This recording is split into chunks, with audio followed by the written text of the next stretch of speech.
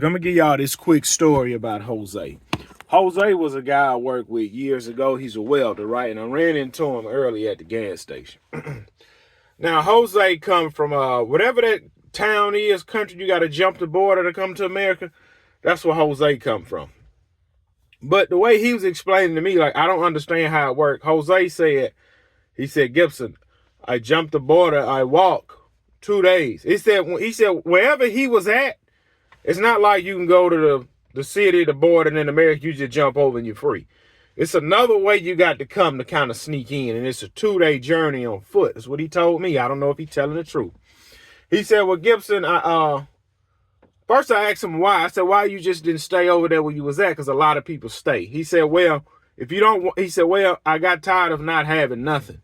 He said, there's jobs, but the jobs, they don't pay much. He said, I want it better for my kids. So he said he jumped the border, took the 2-day journey. He said it's like in the desert. I don't know. I've never done this crazy jump. He said, so he took the 2-day journey. When he got to the end, he got caught, threw him in jail, sent him back. He said, but I didn't give up. He said, I didn't give up. I'm going to talk how he was talking to me, because this was during a lunch break years ago, and I just ran into him again, and we was catching up. But I remember the story because it's very motivational. He said, I didn't give up, Migo. He said, I get caught, I go back, I work, and I go again. But this time, I prepare. He said, I go. He said, 2 days. He said, I make it. He said, I have a friend.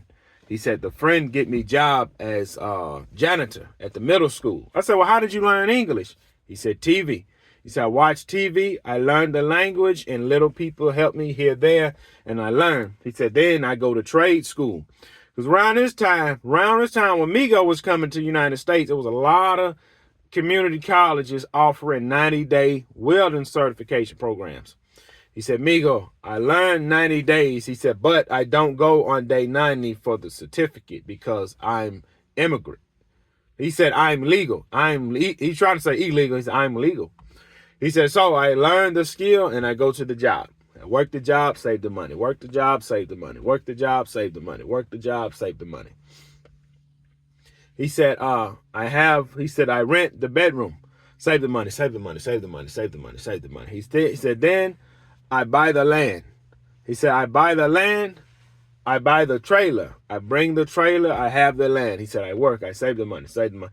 Around this time, everybody needed welders around this time. He said, I save the money, save the money. He said, I take the money, I send, I get my 2 kids, bring America. He said, I work a little bit more, save the money, save the money. I send the money, get my wife, she come America. He said, my wife, my kid, he said, it's legal. Me, I illegal.